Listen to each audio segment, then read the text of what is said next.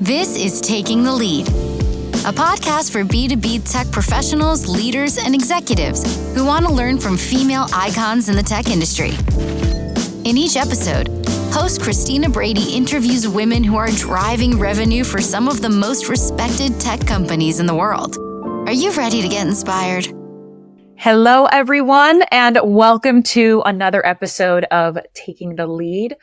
I am Christina Brady. I am your host, and I want to kick it off today by thanking our incredible partner, Women in Sales. If you don't know Women in Sales, they are focused on elevating, empowering, and promoting women within the sales profession.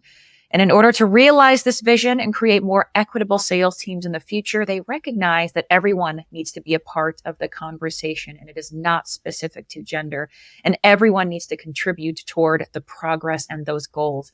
And through facilitating conversations and sharing resources that are focused on enabling sales professionals, Women in Sales believe that they can help mold the future of sales to be more inclusive. And if you want to get involved in this incredible organization, head over to www.women-in-sales.com and you can join in on the conversation on Slack.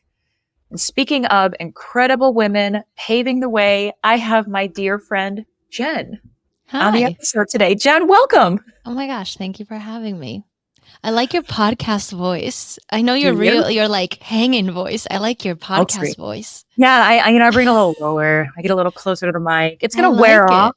It's very my sultry. real voice is more grating. Yeah. And this, I try to get a little, you get in, and I can tell if you can't tell already, Jen is a fellow thespian. We are both into improv. She is an artist. She's also the CEO of Go Nimbly. Jen, tell us your incredible background, how you got to where you are. Tell us the tale, inspire us. Thank you. Oh my gosh. Okay. So yes, I run Go Nimbly. That's my day job. And it's not the only thing about me. I think it's very important to be well-rounded and learn from a lot of different places. So Go Nimbly, I'm super proud, not just because we're doing work with like some of the most innovative SaaS companies. Big clients are Twilio, Intercom, Watershed, Zendesk. Like so lucky to be surrounded by these incredible operators and incredible companies. And I'm just proud of the fact also that we're creating a place, like one of our ethos is to build a company where you're treated like adults. That actually is the thing that like keeps me going, because people are happy to work at our company and they are treated fairly and like adults, like I said. On the side, I also have a game company called Pillbox Games, and we make physical board games. So it is also very silly to run a company that like, I don't know, I'm pitching projects starting at $20,000. And then I'm also selling a $25 game. So it's kind of crazy. It's amazing. So one of the things that I think is so neat is one, you didn't go into Go Nimbly as the CEO. You ascended into that position. And I want to drill into that. But also everybody that I talk to that is a CEO of a tech company or a services company that is serving other tech companies, I'm the CEO of the organization and it's immersive. It's all hands-on. I have no time for anything else. And I just heard you talk about what sounds like a very, very different way of balance and hitting on multiple things that you love. And so to kick it off, talk a little bit about how you split your time and why it actually is okay to have passions outside of just being an immersive all-in CEO in tech. Oh man. Okay. So, all those posts that you see on LinkedIn about people or TikTok that's like, I wake up at 5 o'clock in the morning and I exercise and I do all this and I journal. I roll out of bed at 9:01 for my meeting. Like I have to crawl out of bed. I am not a morning person. That is not where I'm at my best. I'm so happy that most of my customers and, I've got a lot of West Coast, so it allows me like to get away with it. But that isn't me. I am a night owl. I get a lot of my work done at the hours that work for me. I am not someone that like believes I have to fill, every minute. That said, I am like, I can't sit still. I get it from my mom. So like, I'm never just like sitting watching a movie. I'm doing a little project. I'm doing crafts. I'm thinking about the business. And so for me, that variety kind of keeps me going. I also believe that having side hustles or honestly, like it's so silly. We kind of get mad as business owners at like the side hustle, but I don't have kids. So you do. And you spend a lot of time with your kid and you learn from your kid. And that's a whole project. Well, I've got my projects. And so I think that that's something that a lot of leaders will actually fixate on, oh, you've got a side hustle. That's not good. You don't want that. You want people really focused on your business. I bring ideas from the stuff that I do. I bring ideas from the improv that I do back to the business, or I bring ideas from marketing a dumb, game to people that I can bring back and say, hey, we need to talk to our consumers like we do B2C. So I just think you make time for the things that are important to you. There are days that are marathon days for me. There are deployment days that my team that I want to be supportive that we're up late. And there are days when I can be more creative and get that out in other places. My role at Go Nimbly is very operational, where my role in these other companies is more creative. And I think that balance works for me. I think it's also an incredible balance to hear somebody who is in operations and that does have an operator's mindset, but that also leverages and leans into creativity so heavily. I firmly believe those two things go very, very hand in hand. Did you always have the mindset of sort of these, we'll just keep calling them side hustles, make you stronger? Because that's ultimately what I heard, is that by having a more well-rounded life outside of your core 9 to 5 or W-2, it can actually make you a better professional or better at that job. And that sadly, and I agree with you, but I think sadly that's almost the exception. Because to your point, most people are like, no, they can't be distracted, can't do side hustles, can't do it. Have you always had the belief that actually makes people stronger, or did you have to grow into that? I think I had to grow into it a little bit. In consulting, there's a big thing around non-competes, right? So you're not supposed to be competing or doing any hourly work, with anyone. We're a little less strict. We don't want you having a customer that could be our customer and you're just basically undercutting us because we give you all the training and access to everything. But if you are doing nonprofit work or an industry we don't serve, etc., who am I to stop you? As long as you're getting your work done, your customers are happy, you're hitting your goals, I am not going to stop you from gaining more wealth. I think it's important. I think it's better for you to differentiate, like we've all learned that in school, is to, not have all your income and everything in one basket. If you can start doing that, by all means, and I want to help people do that. I've helped, some of our employees. I've actually given them work at my, game company from time to time. So I think I've always sort of had a little bit of like a belief that it was unfair, but I wasn't sure why. Like at past companies I've worked in that had these like really insane non-competes. I remember, and I love my ex, or my Blue Wolf alum, but I remember when I left, they gave me a non-compete, right? Like they reminded me of my non-compete, and it said I couldn't do any tech consulting at all for a year. It's a broad stroke. And I was like, what if I started like a clip art consulting company where I teach people how to, use, I don't know, a Microsoft Word and what, and they were like, nope, that's a no. And I was like, all right. Now they didn't, push it through, but I think they were just like standard no to everyone. And then, we'll figure out who's actually hurting us. But it gets in your mindset that like you owe a company all your time and you don't. And with all this technology and obsession with our phones and just checking Slack all the time, we are giving so much to the companies we work for that I think it is good to make sure that you have other hobbies and other things that, can keep you balanced. Yeah. Well, and everybody has to decide what balance looks like for them. And you mentioned, thought it was interesting that you've helped a couple of folks to think like this and actually branch out. Have you had individuals that struggled with this, that struggled with maybe the side hustle takes over too much and you've had to kind of pull them back? Like if you had that experience where you've seen people struggle to do things outside of their W-2, or maybe their performance does start to dip. I know people are thinking it, so we might as well talk about it. Honestly, no, or I don't know, right? Yeah, right. Sometimes when people underperform, I don't know the ins and outs of what might be going on in their personal life, maybe. I've had a couple suspicions sometimes that people were moonlighting or having like maybe 2 jobs, but it really comes down to me is like, I don't really care why, right? Like you might be underperforming because you're stretching yourself thin or because really this isn't your priority or whatever it might be. It might also be because you're just not in a good headspace, etc.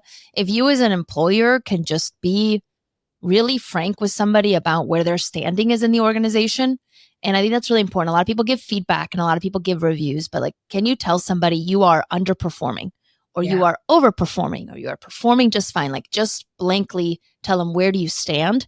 I think if you have those frank conversations and you say, hey, you're currently underperforming, it allows that person to either open up about something that's going on in their life so we can support you, or maybe get their priorities straight, or figure out like, oh, maybe these other things are taking a little bit over.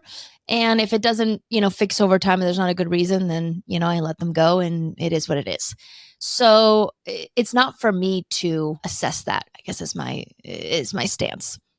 Which I think is the right one. And you also mentioned something that I think is interesting, is this idea of overperformance. I think most people would say that the reward for overperformance is more work and taking on more. And when you mentioned that you've had employees, where it's either underperformance, sure, that's easy to tackle. I actually think overperformance can also be difficult to tackle. It's how do you take care of overperformers in your organization? How do you right size their work? How do you make sure that you don't disincentivize people from being too balanced? And is there a way there where you've kind of found a way to support folks in their amazingness without accidentally falling into that crutch of like, you did great, now you're going to take on more? Totally. So I'm in a unique business because we do think about time a lot, right? We're consulting, and like a lot of our projects are hours.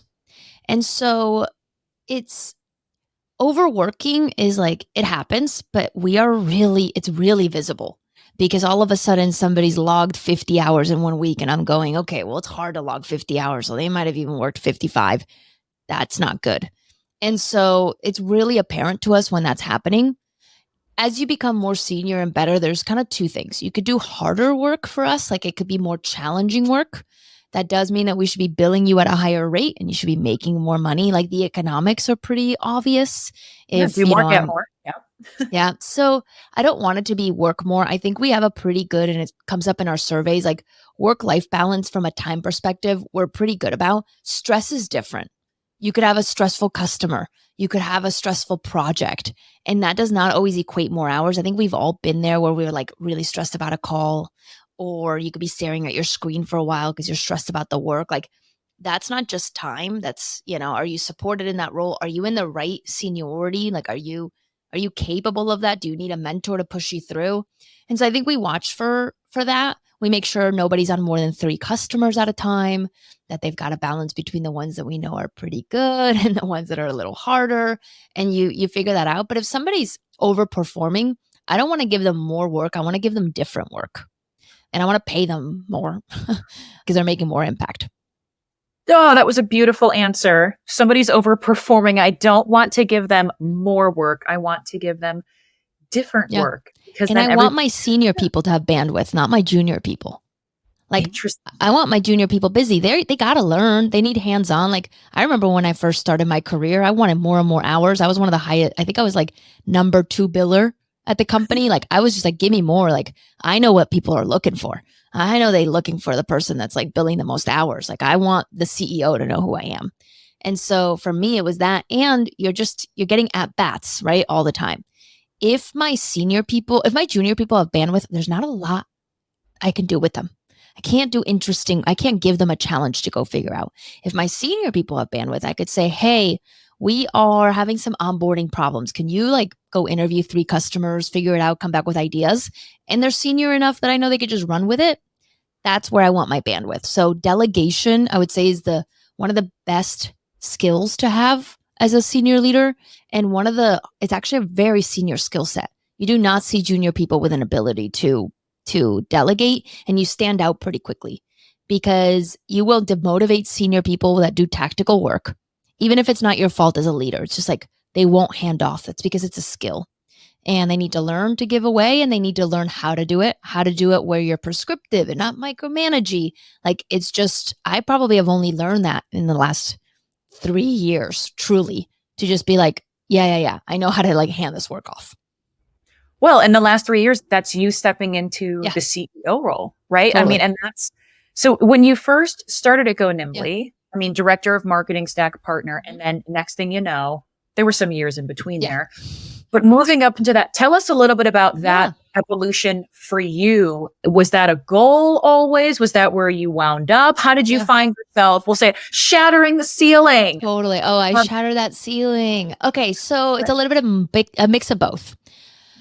I would say, okay, so here's how I started out. I started out as a consultant at Blue Wolf.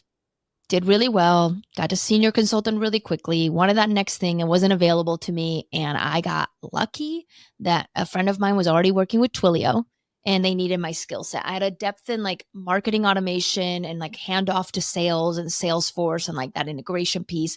And Twilio was having a big problem with their like Eloqua instance. It was messy. Their speed to lead was a mess. And so they hired me to do it. And I had the forethought of being like, okay, I'm going to quit my job for this. Can you give me a 3-month contract? And they were like, sure. And they gave me a 3-month contract. I was making more money than I was before at 30 hours a week. And I thought that I was like, I think I want to start a business. So I cried over LLC documents and figuring out quarterly taxes. And it was like, I was in tears all the time. I was like, I don't get it. It was so frustrating. It was so hard. But figured it out, got my first $20,000 check. I remember like taking a picture of it because my dad was really nervous about me starting my own business. He had done it and failed. It's why we moved from Spain to the US when I was a kid, is because my dad's business failed. So he was very scared. He's an entrepreneur that like had it taken out of him by, losing his business. So he was really scared. And I remember taking a picture with the check and being like, Dad, look, it wasn't a bad idea. Like, I'm making money. And also all I needed was a laptop. He was different. He was an engineer that was like building irrigation systems. So he was harder. Yeah. But then, it starts to move forward. And my second customer was Zendesk. So like all of a sudden I had Twilio and Zendesk, like, and they're still with us today. And at that point I had my own, I was basically a glorified contractor. It was me and a couple of friends that I was like, can you give me some time? And I called it Divided Sky because it's a Fish song. I'm a big Fish fan. So I had my own little, it's not on my LinkedIn because it didn't last long. And then I had a few friends that at the same time started Go Nimbly. And they were also at Twilio, but they were doing sales operations work. And I got a call that was like, hey, we want to do the work that you're doing. So like, do you want to just do it with us? And what they didn't know is I was terribly lonely. I told you I was crying all the time. I was just like, every client escalation, every issue. How do I send an invoice? Like all of the, contractor issues. How do I pay contractor like taxes? How do I give people W-9s? Like everything felt hard. And so after like, I think I was doing that for like 6-9 months on my own. And then it was like, why don't we just like blend together? And so what I was doing is running the marketing automation side of the business. So I was like, okay, great. I can go expand all of your customers, bring them what I can do, and we can go from there.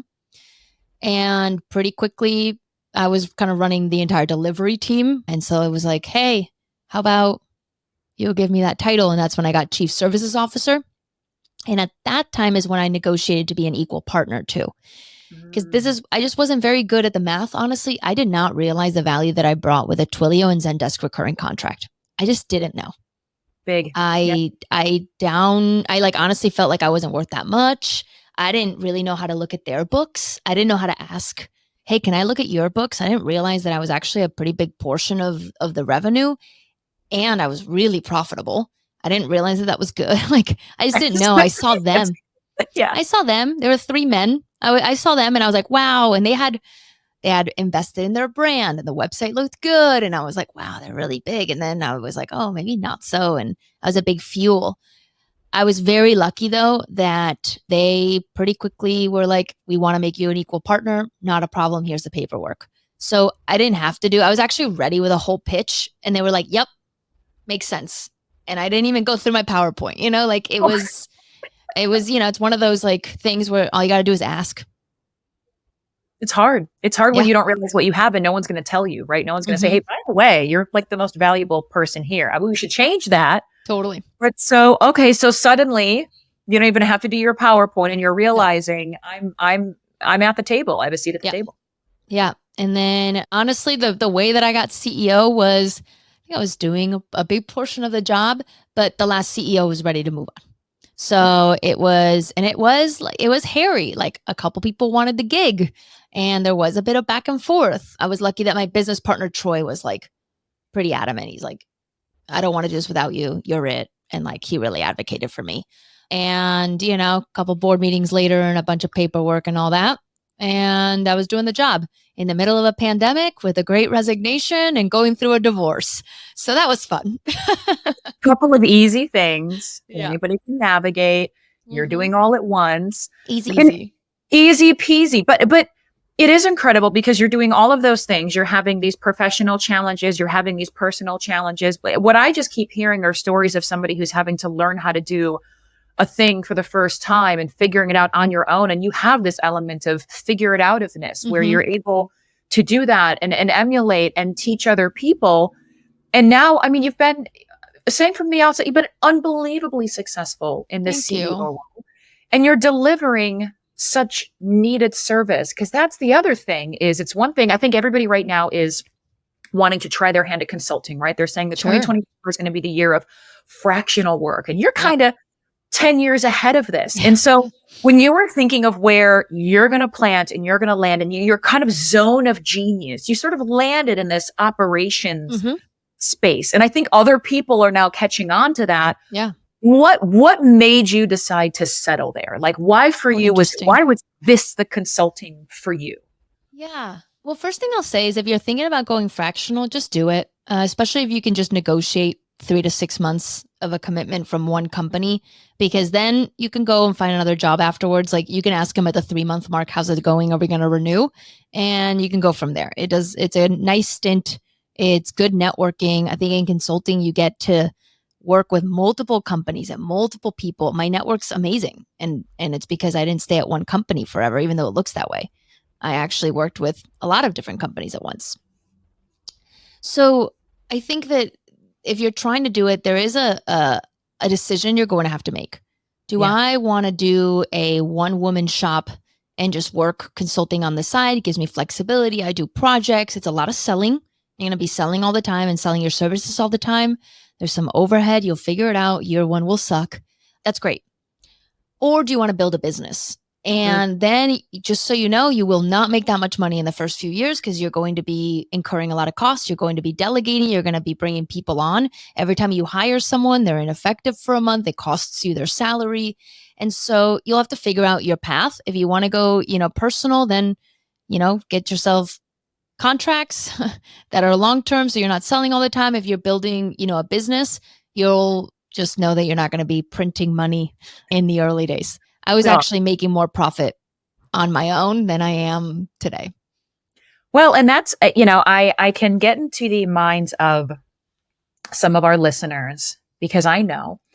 And I think the how is the difficult piece here because there's so many brilliant people that I think can consult and can do fractional work. But it's still a little bit difficult to figure out how do I go about securing that first customer? How do I put myself out there? So, I mean, and maybe there's no one way to do that, but if you, speaking to the people right now who maybe have been laid off or they're working at a toxic organization or they want to do more for themselves or they have the energy that you spoke about to bet on themselves versus anybody else, what do you think are the first 2 to 3 things they should do to go and secure that first piece of business? Go make a list of all your champions.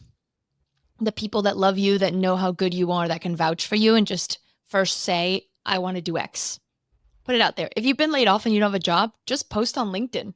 Hey, I'm really good at this, this, and this. I'm looking for my next gig. Can you intro me to someone, that this might be helpful? Like it is like vulnerable to just put it out there. But I recently put on LinkedIn, I want to be part of more boards. I want to be part of an advisory board. And I got 3 pings in one of them and I got a seat on their advisory board. And it took asking and it took posting it. And I had been thinking about it for like 2 years.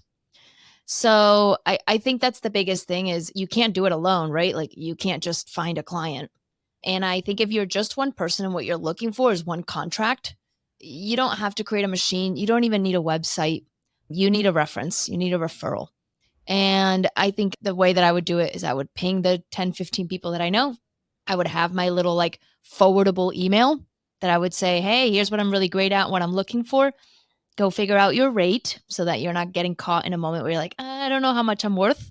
And that's the easiest way to land one client. After that, if you're trying to build a business, you're going to have to do a whole lot more. Yeah. And that's going to bring me to another question that might be a little bit difficult to answer. But considering you just throw you a hardball, maybe. Yeah, please. I know you're probably going to cry. It's difficult to not only pitch yourself, but have to pitch against others. And I think the more fractional folks or consultants or advisors that enter into the marketplace, especially if you think about B2B or B2B SaaS, right? There's not room for everybody to be an advisor or be a consultant. And so how do you gracefully elevate yourself, but also pitch against somebody else who's trying to do the same thing?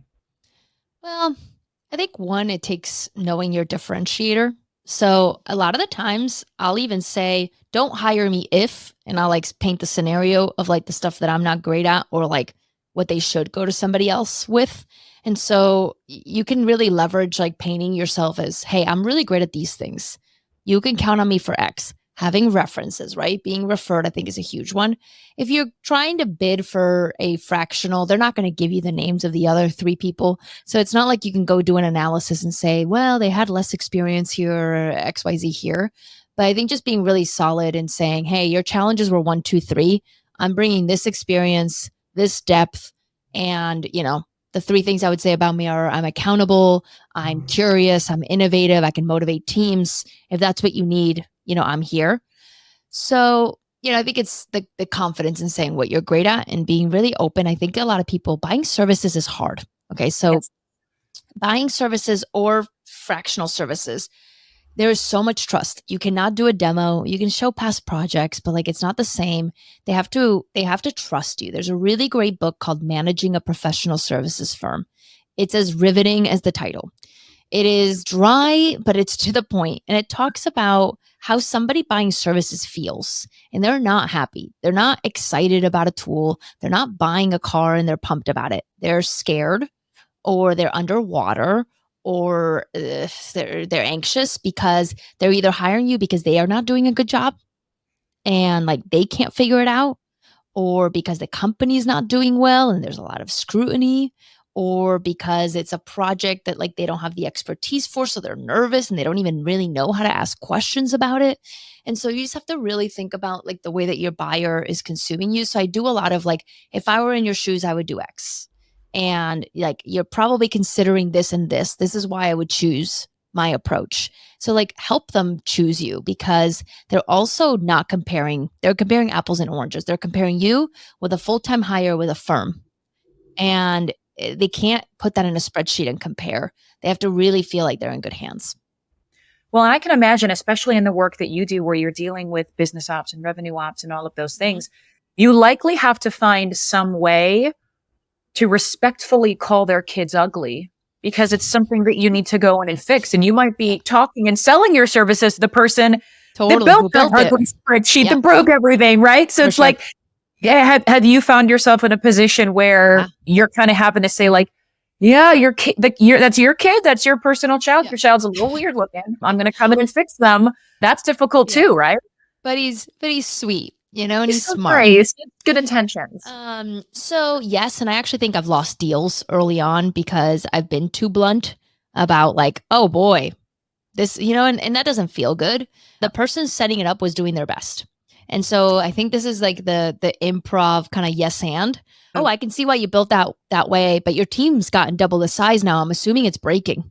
Or, oh yeah, like one thing that I learned through trial and error was blank. Like you have to give that person the empathy that they most likely they were put in a position where they were just told to do it and to stretch and to give it a shot because the company didn't have any other alternative. And honestly, sometimes that's the right thing. I have maybe an unpopular opinion. Startups don't need to build for scale. You need to hack it. You need to move fast. You need to figure out a bunch of plays. People got to get on the phone, and I don't care if it's in a spreadsheet. So you should get, as an operator going into like somebody that has an inflection point, like doubling the size of their sales team or hiring their first sales rep, etc. They should have a mess for you to clean up because they weren't building for that point. So I think it's just like bringing that empathy and bringing that understanding that it's good. The reason you're coming to me is because you're about to run a different kind of business. So let's build a different kind of infrastructure. Okay, that was a little bit of a masterclass right there. And I love I love your hot take of you don't have to build everything initially for scale. You don't have to build the MVP or the skateboard, as some people say, like it's going to get you far enough. And it's okay to acknowledge, I'm going to build a thing that's going to get me from here to there. That's likely going to break. Yep. And it sounds like the advice there is know when that thing isn't going to work anymore, Yep. put down your ego about that, and then go to people who know how to take the thing from here and get it there and then involve them. It's a beautiful way to think about building. Yeah. And it's also knowing what you're great at. So again, if it's like you pitching yourself, are you someone that's really great in the startup space? Are you someone that's really good to bring people? Like we're the scale people. We over engineer. Like if you come to me as a startup and you want me to build in production and you want me to hack it and you want me to make changes live, like I teach my entire team not to do that. So it's very hard for people to be like, I could just do that. And so you find a bit of a balance, but like know where you play and know what you can provide for that, because there are 3 types of consulting. There is gray hair, brain work, and then like tactical. And brain work is what you think of with a McKinsey's, right? Big, hairy problem. No one's dealt with it before. Legislation or like a big cultural thing. And you hire all these super smart people to come in and fix a problem that's like very unique. You've got your gray hair work, which is where we sit, which is we've seen it before. So you're hiring us because we've done it 10 other times, because we've taken, all these amazing companies to IPO. So we know what that looks like, or because we've seen companies scale this way. And so that's the gray hair. That's the, like, I've seen it before. And then there's the tactical work, which is like, oh, you have a lot of execution. Think about like, I don't know, you do a webinar every day. You're going to outsource the execution of that webinar. So like they're just giving you hands-on keyboard. The work is not hard. It's not even ambiguous, or you could do it yourself, but you're going to outsource that. Your consulting is going to fall into one of those 3 categories typically. And you want to know which one you want to do. It will sometimes be all 3, but you should have a primary. And if it's brain work, if it's like, give me something hairy that you haven't seen, I'm very good at problem solving, awesome. If it's gray hair, then like double down on, I've seen this before. I've got a playbook. And then if it's tactical, you're probably not wanting to do that work because it doesn't pay well. But sure, you could just churn stuff out. All of that was just on the tip of your tongue, by the way. That was unbelievable. From these dumb professional services books I read. All these books all these dry books that are amazing. And I feel like you and I could talk about these dry things all day, but it is bringing us to our rapid reveal section. Lovely. Where you have 60 seconds or less to answer each of these. And I just feel like because of what I know of you, they're going to be good. And I can't wait. So are you down for the rapid reveal section? Yeah. Let's do it. All right. Question number 1. What is the last great dream that you had? Okay. It's not super great, but I've never done it before. I want to get on a game show. Oh, with any particular game show? Honestly, I would do any of them. Floor is Lava, I would suck at, but it would be so funny. $100,000 pyramid. I would do that one. I love that. I grew up like watching game shows with my mom, and we used to love that one. But I would honestly, Squid Games, like, I don't care. I just want to be on a game show. The Netflix version, not the actual version. Yes, really. The Netflix, please. Yep. Yeah. I'd be a villain so fast, though. Yeah. Well, I think about going on Family Feud with my family. How they're always so supportive of each other. My family would not be like that. No, you idiot. Yeah, you're like, that was a dumb answer. What are you talking? Like, we would not be. We would break it, and that's kind of why I want to do it, because that's how real families operate. I love that. Wonderful. You want to be in a game show? Yes. Okay. Number 2. What's an irrational fear of yours? So I have more of like I'm gonna A to B this question. It's more about a thing I had to kind of get over. I used to be really self-conscious about the word entrepreneur. I thought entrepreneur was like a very male word. I would think of Steve Jobs or like, Bill Gates, and you had to start your business in a garage and it had to become $1 billion, right? Like that's what I figured when I thought of entrepreneurs. And I didn't realize that I had been an entrepreneur since I was a kid. Like I was the one begging my parents to put lemonade stands out. And I had a little jewelry company. I call it little, but like I was selling into a few different stores all through college. It's how I made money. And I started clubs in every, school and university. And I've started like more than this, but like 2 very successful businesses. Like my game company makes like 20 grand a week selling games. And that's my side hustle.